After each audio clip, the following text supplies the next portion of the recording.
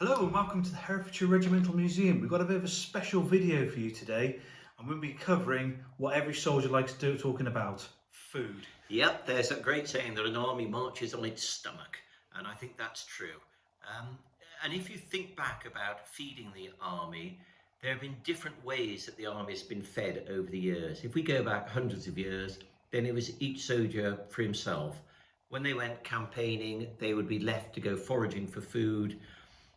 Sometimes there would be regimental foraging parties which would go out, and there would be collective feeding arrangements, but often it was what an individual could literally pick up along the way. But obviously that led to military inefficiencies and tactical restrictions. So as time went on, regular feeding methods were brought in. There were collective feeding arrangements, so there'd be company cooks, battalion cooks, and cooking equipment. And rations would be provided by the system. So in a fairly benign environment, feeding was, could be managed, is probably the best way to say that. But obviously, in operational conditions, when things were difficult, there was a need for something else. And that's really what we're going to talk about today. We're going to talk about operational ration packs or composite rations, or they've been called various other things. But basically, it is the provision of food to the soldier so that he can survive independently and still be effective. So I'll pass over to Danny now, who will talk about sort of the early days and early day rations. Thanks, Andy. Yeah, in the early days of the Second World War, we had the composite rations, which were 10-man tins. They realised that wasn't going to work, especially for later for the invasion into Normandy. So they started coming on with the idea of an individual man's 24-hour ration. Now these two boxes, one's brown, one's got this red on, they have exactly the same contents. And the idea was, for D-Day especially, each man would be issued 2 boxes, thus covering 2 days.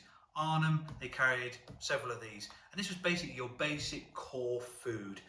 So if we open these up, this is a fantastic replica made by Steve Davis at Living History UK, available on the shop. If you look inside, the box itself is actually coated in paraffin, so it actually has a waterproof and gas style of protection.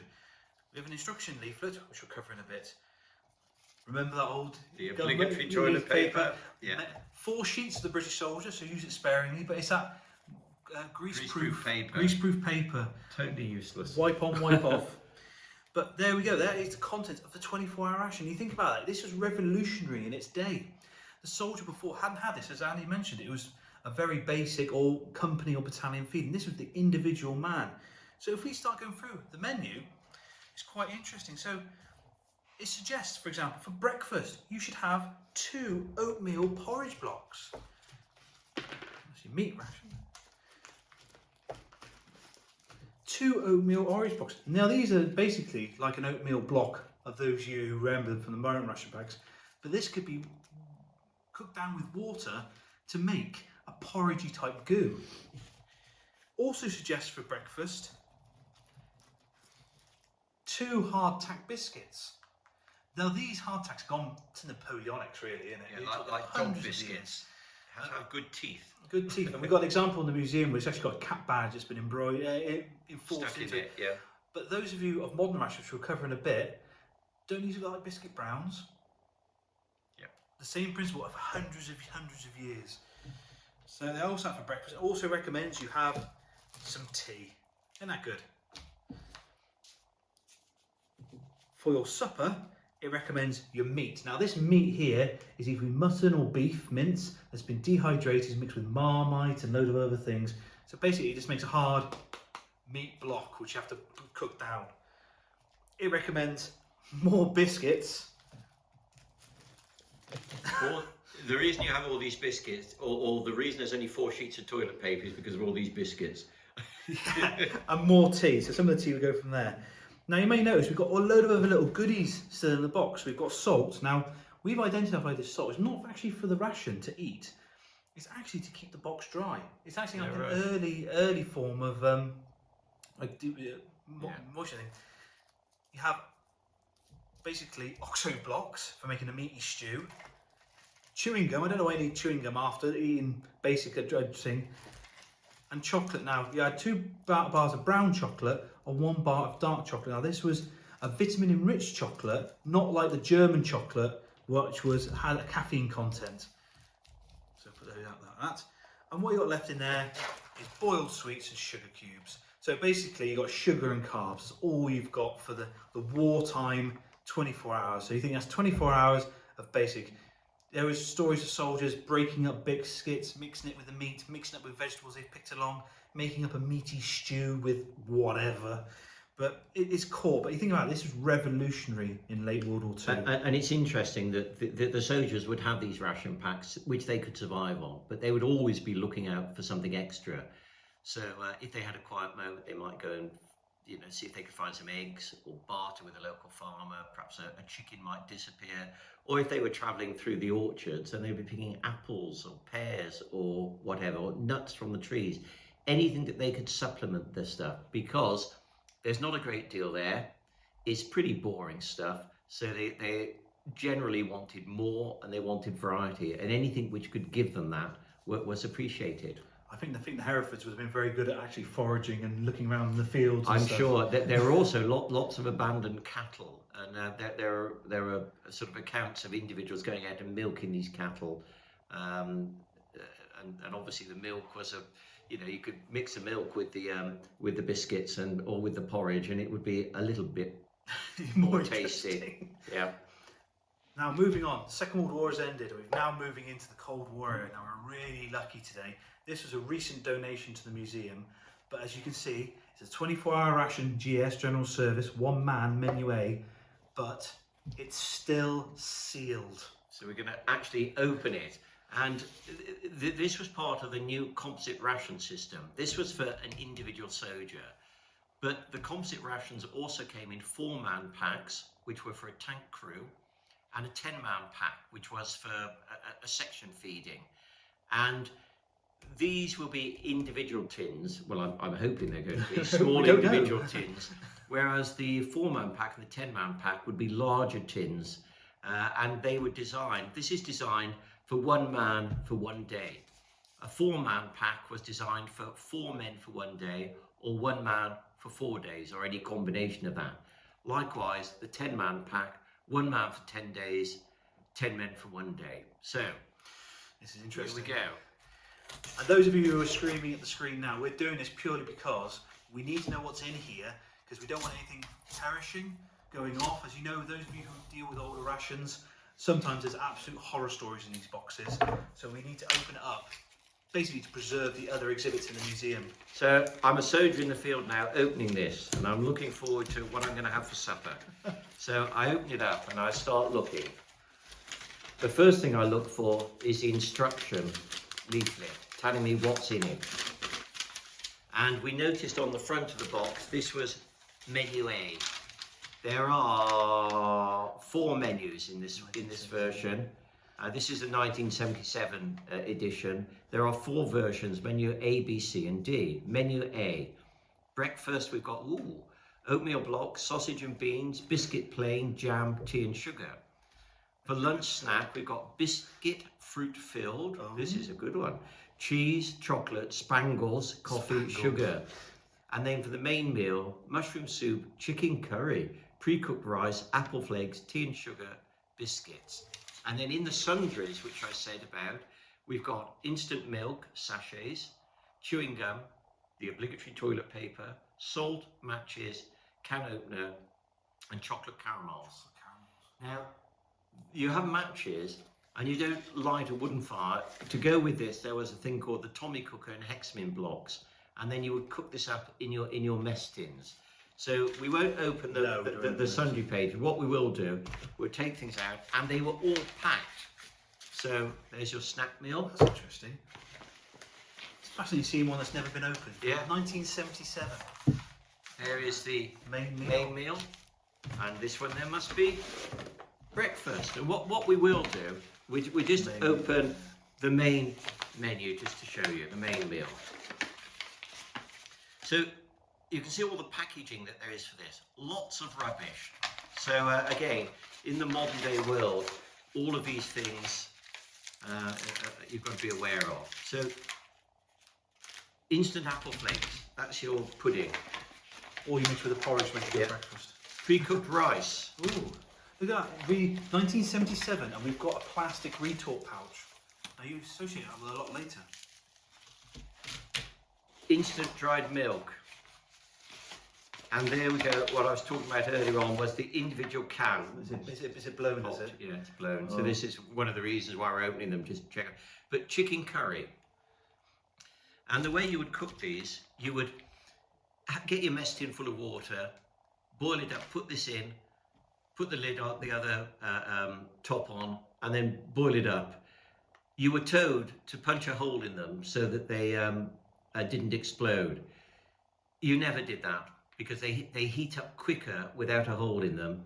And if you've got a quick move, if there was a hole in it, you'd lost the food. If you didn't punch a hole in it and you had a quick move, you could stick it in your bag and you could heat it up again later on. The rice as well, I suspect this is boiled in the bag as well, so that goes in the same water. Your apple flakes, you would rip the top off, take some of the boiling water and pour into the bag and let them rehydrate. And then what's left of your water, you then you make your tea with it. And chicken soup, again dehydrated, and the obligatory biscuits. Well, biscuits and brown these are AB. Biscuits AB, yeah. So not far off with a hardtack from the original one. Really interesting. Again, as Andy said, the reason why we open this up is look at that. That is due to blow, so that might have to be a open it carefully outside with the respirator on, because it's going to be an interesting concoction. But 1977 chicken curry. It hardly bears thinking about. No. And then, if we come right up to date now, this is a 24-hour ration pack GP general purpose, and it is dated May 22. So hardly 12 months old. But now, instead of coming in a box, it now comes in a handy bag. And I'm sure that these bags could be useful for other things as well. But we're going to open this one as well. Yeah, it's going to be an interesting one because it's one of the newest new ones. It's interesting with the bags going for this bag principle compared to a box as well, because again, it's a useful bag. And if we look at it now, there's no tins. I was just going to see if there are commercial stuff in here, but oh, it's a good one. Matches again, and there's stormproof matches for lightning hexi blocks. You can see the sheer quantities. The sheer quantities compared to the second for World War. a menu card actually. Put it back the bag, I think. I believe the menu for these actually comes in the big box of 10. Right. Oh yes, So yes. You're probably you have to true. fight over or memorise what numbers you want. But I mean, Look at the sheer quantities of lots of stuff here, and things like chili peanuts, energy drink powder, the obligatory oatmeal block. This one's already been broken up, ready to go into the porridge. How's that? A fruit bar of some sort. Oh, they use the sesame seed. You might chaffinch. Enemy drink. A sample. That's a hot sauce. And in some of these, I think the British ones as well. Now you get a miniature bottle of Tabasco or sauce. Deputy Dog hot sauce. Yeah, hot diggity sauce. Apricot jam. Interesting, that one. Do not swallow. That's a purification water purification tablets. The apricot jam actually comes from the Australian rations from Afghanistan, where they beg, borrow and stealing. And that's where these come from. Do you see how this is a different packaging? Yeah. That's actually from the Australian rations. Right. And the main course now, whereas it was a block of meat, a tin of meat, is now a bag of meat. This is Indonesian style spicy rice with pork. Sounds quite What's interesting. wrong with meat with marmite? Brown rice with mixed vegetables and pork.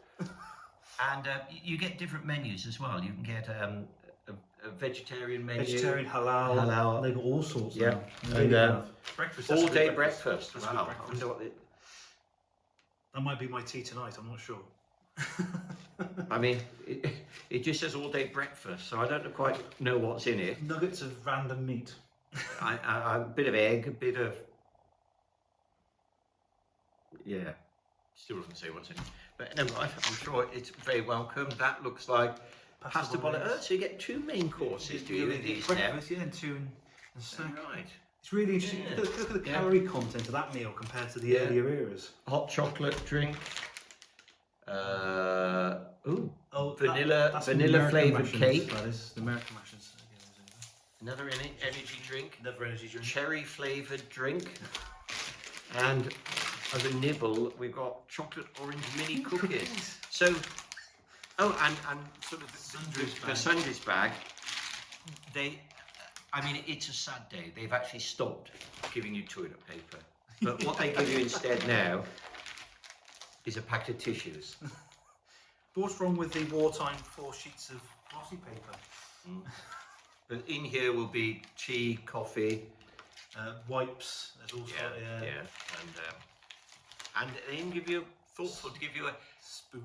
I think these are called sporks, aren't Yeah, they? yeah. A mixture between a spoon and a fork. Which one of the reasons they give you these is that great problems with field hygiene and bugs, whatever. If you're cooking in mess tins, eating with the same knife, fork, and spoon all the time, and you haven't got the opportunity to really clean it, you've got potential stomach problems. Whereas if they give you the fork, it's disposable. I suspect most soldiers have got one of these in their pocket though, just in case they ever need one. A metal spoon borrowed from the cat mess and kept in your top pocket as a racing spoon. Lots of goodies there. Yeah, I think it goes to show how the development of rations, especially going from the Second World War to the 70s to the modern day, it's just not far. It's from the 70s, it's only 50 years now. 50 years, and then it's only what 30, 40 years from 30 years from that to that, and 50 years from that to that. I mean, it's interesting that these are packed into their individual bags into sort of main meal snack bread. I don't know anyone that ever stuck to those. Because you'd open them all out, because you didn't want them packaged like that. They didn't pack easily in your kit. So you'd open them all out and you'd put what you wanted, where you wanted it. And if there was stuff in there you didn't want, like the packets of soup, I can't remember ever cooking one of those on exercise or on operations. you would leave that, you'd throw that away with the paper. There's a hard back though to the Second World War where they had that fitted inside a mess tin. One of these per mess tin, so that's 2 days. This in theory could break down into a mess tin. That would fit into a mess tin. Whereas the modern ones, you're not going to fit it into. You have to you're filling up a side pouch for a burger with rations, aren't you? But there we are. Now all of this, Danny's made me feeling a bit peckish, so I think it must be a. Should we like one of our non-ration biscuits? Remember, guys, if you like what you see, click the like and subscribe, share it with your friends. We really need the supporters to get out there to support to our channel. If you feel like you want to take a step further, we do have a museum Patreon, so click on the link below and donate us a coffee a month. How about that? Well, Andy, thank you so much for today. Well, been great exploring the menus through the years. Well, thank you very much. Thank you very much. Bye for now.